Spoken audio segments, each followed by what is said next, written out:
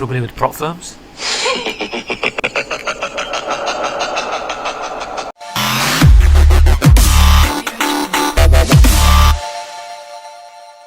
To my channel.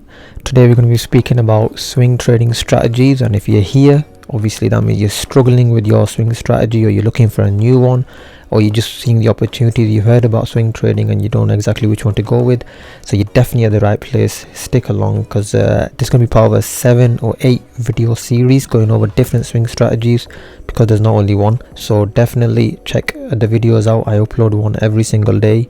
I'm going to be live trading soon as well, every single day, with prop firms, personal accounts. So definitely stick around and let's get started. So the first one we're going to be going over with is the support and resistance swing strategy. This is basically a presentation I've created. I'm going to be going over live examples as well. So definitely on entries, the ways to enter from support and resistance levels on the swing strategies, everything, just breaking out the whole thing. It's going to be good for beginners, and also even if you've been trading for a while. So basically, this support and resistance swing trading strategy is a strategy where traders look for stocks, or if you're trading Forex, start trading in a range between support and resistance levels. The basic premise is to buy near support when the stock pulls back or price pulls back, and sell near resistance when the price or stock rallies. So here's one example here. I've got one example here, but this is a live one, obviously on the live charts on the trading view, but we'll be going into that, so don't worry. We're going to be doing a proper breakdown now. Obviously, now by definition, okay, support and resistance levels, support and resistance are created by traders and investors buying and selling at a certain price level. This creates demand and supply zones. Support is where buying pressure is. Buying pressure increases. Support levels indicate where demand increases and buyers overtake sellers, preventing the price from falling further. Resistance is where selling pressure increases. Resistance levels indicate where supply increases and sellers overtake buyers, preventing the price from rising further. So support resistance represents key psychological levels where the force of supply and demand causes the price to reverse. So this was a small definition of those who don't know what support resistance is, and obviously that's important to know if we're going to be looking at this support resistance swing strategy. So these are examples, case studies. Image 1. So price here, the chart shows an example of a stock bouncing off a support level and starting an uptrend. So price comes up, comes down, support here, shoots back up, touches this resistance level, comes down, touches price again. Was obviously this the new support was the previous resistance. It's like floor, ceiling and floor. That's the best example to put it as. Imagine this line is a ball. The ball hits the ground, bounces back up, comes back. You wait for it to come back down. Now the previous roof is now the present floor. Touches again, the bounce. The ball bounces again and just bounces straight off. Here's low highs, lower lows, lower highs, lower lows. Again, so this is how the trend is going up, direction of the price. Price is moving down, it's a downtrend. So this is basically, it's quite simple, but I'm going to be making a lot more videos guys, every single day. So you're just going to be getting breaking down everything, so it's understandable for everyone, whether you're a beginner or not. So obviously how it works, you identify support levels first, analyzing price charts to find key price levels where the price has bounced off multiple times, indicating significant buying and selling pressure like we mentioned before. These become support and resistance levels. Then you monitor the price once it comes near those levels, right? Watch for price approaching support or resistance. Know how the price reacts. Does it break through or bounce off the level? That's another thing, but we'll be going over the examples for that. Make obviously the trading decision once price has come to that level. Don't just take the sell if it touches resistance, or take once it hits the roof, or don't just take a buy if it hits the floor. So you got to sell near resistance and obviously buy near support. Now obviously the benefits of trading support resistance swing strategy is high profitability setups, because they are long term. Once you place a trade, the trade is going to be going on for a while. Defined risk, limited time in the market, and flexibility. So obviously once you place a trade, the trade is going to be going on for a while. So some people have the trades going on for weeks, months even. So you definitely got that flexibility of doing whatever you want. There's less pressure as well. You don't have to keep staring at the charts, just let the price do its thing. Now the risks, obviously market volatility, but that's with everything, you know. Rapidly changing market conditions can lead to a larger than expected loss. But if you're monitoring the, you know, but then again, if you got a stop loss set, so then it shouldn't be an issue. But just keep, obviously, I'm not really a swing trader myself, but me personally, you should monitor it once a day. But if you got your stop loss set, then you got nothing to worry about. Obviously getting stopped out, but that's with every, you know, strategy out there. That's always a risk. Over leveraging, using too much leverage can amplify losses. Trend reversals, sudden trend reversals after an entry can create losses, obviously. Poor risk to reward ratio, having a low reward relative to risk can make the strategy unprofitable. Technical analysis failure, you know, analyzing the markets in the wrong way obviously can make the chances of losing even higher.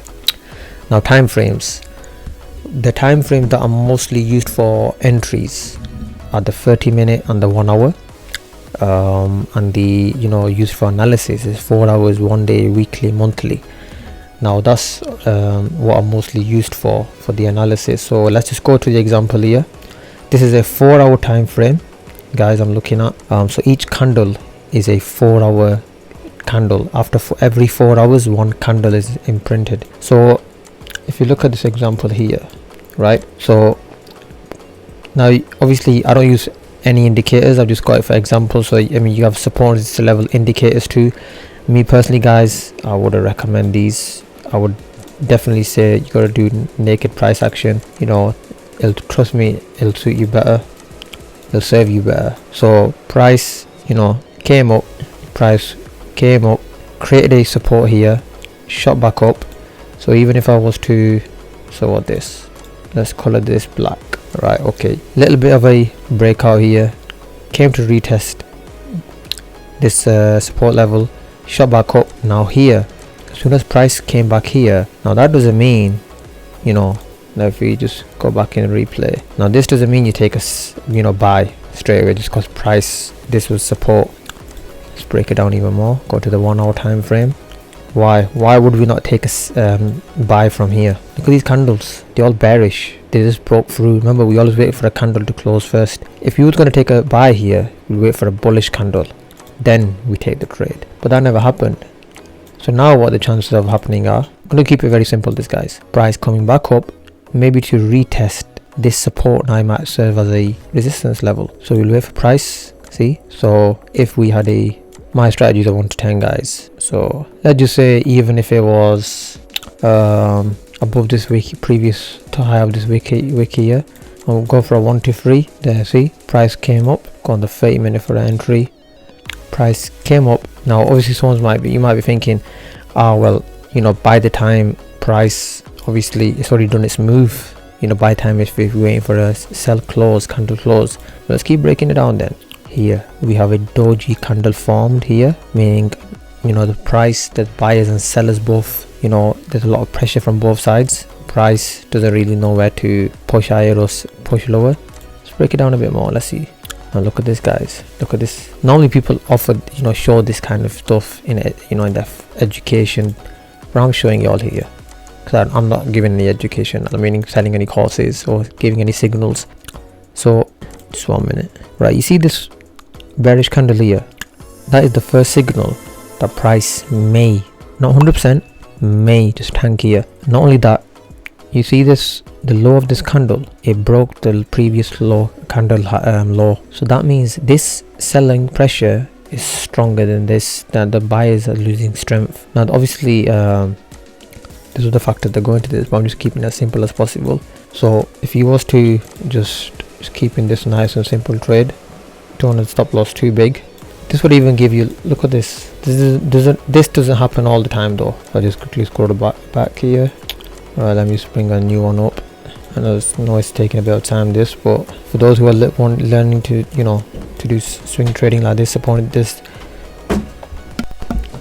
so those who are learning to do swing trading, this will definitely help. I mean, look at this even.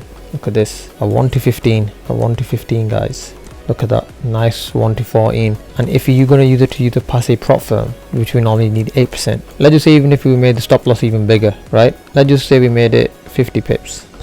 Still pull a 1 to 6 out. But yes, if I just turn on my sessions indicator, I don't use these indicators, these support, resistance and all that.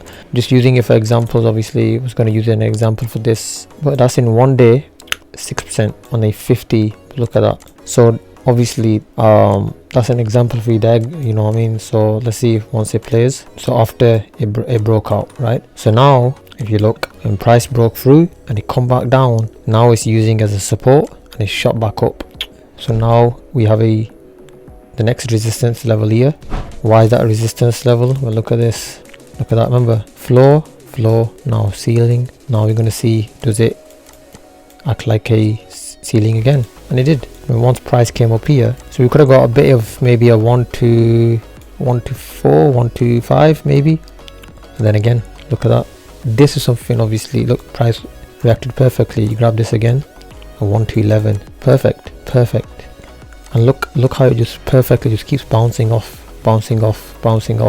again. I've got a totally different strategy. Mine normally goes to like 1 to 15s, 1 to 20s. This is something, just keeping it nice and simple guys, you know. Obviously this time we got 1 to 5, but remember, look, because it's swing trading, right? Because it's swing trading, so this 1 to 11, it was over a course of, that's London session, over 2 days. This one, 2.5 days if you want to call it. This one's over a course of 3 days, so 5% in 3 days. And that's what swing trading basically is, guys, and that's the way it works. So I mean, okay, so let's carry on with the presentation, guys. Indicators. Okay, the reason why I had those support and resistance indicators. Now me personally, I mean, you can try with different indicators. Moving averages, simple and exponential moving averages, you know, help identify overall trends. Oscillators, volume based indicators, combining indicators that show trend momentum and volume provides a more complete technical picture. Me personally, I don't use indicators. I just think they're lagging, you know. Price moves first, then you get the signal from the indicators. I just use naked price action. I don't, you know, trade in that way at all with the indicators. Me personally, I would advise as well, don't use any indicators in the beginning. Use them, get a feel for them. So I know a lot of pro traders do use them, but me personally, I don't use them. Tips for success now: identify key support and resistance levels. Obviously that's the, you know, your analysis has to be spot on every time you place a trade. You don't have to take every trade, you know. You have to be, obviously it's got to be patient as well. So look back at historical price charts to find levels that have previously acted as strong support or resistance. Wait for confirmations. Number 2, wait for a candlestick to close below support or above resistance before entering a trade. Like I showed you guys, you wait for candle closure, you know, then you take the trade. You have to be patient. This game's all about patience. Use stops to limit losses. Always place a stop loss, guys. So place stop loss orders just beyond key support and resistance levels to limit downside. Watch volume. So look for increased volume on breaks of support and resistance as confirmation. Be patient. This is something that not many traders talk about, and they do talk about, some do, but it's very minimum. So don't chase trades if support resistance holds. Wait for the next opportunity. So yeah, have A plus B plus setups. Don't take every single trade that you see. You have to be, it's all about being a sniper. Wait for it. That's about it, guys. Common mistakes, you know, not using stops, ignoring overall trend, poor risk management, or over trading. I used to have a big issue with this, you know. I've done this myself. We all make mistakes in the beginning. It's part of the game, part of learning. Not confirming breakouts, forcing trades, you know. Sometimes it's like, oh no, forcing trades when support and resistance levels are not even clear can lead to losses. Entering breakouts too early, obviously not confirming breakouts, you know. Entering breakouts too early before confirmation can lead to failed breakouts and losses. I mean, obviously you got this in front of you guys. You can play this video backwards, and so my conclusion is just watch this video over again and go over the examples, you know, do a lot of back testing, see the ways you can improve the I'm going to be dropping more videos every single day. This is just part 1 of the swing trading strategy, you know, of support resistance levels. We'll be making hundreds of videos. This is just a start. So if you do did find some value from this, do hit that like and subscribe. So in summary guys, the support resistance swing strategy offers a systematic way to identify potential entry and exit points in the market. By analyzing key support resistance levels on price charts, traders can look to enter long positions near identified support and short positions near resistance. Proper implementation requires discipline, patience, and sticking to the trading rules defined in the strategy. So, you know, to simplify everything, wait for the key levels, do your analysis properly, be patient, wait for price obviously to come near those key levels, be patient, and then take. If you lose guys, it does not matter, you know, it's part of the game. Winning is part of the game, so is losing part of the game. It happens.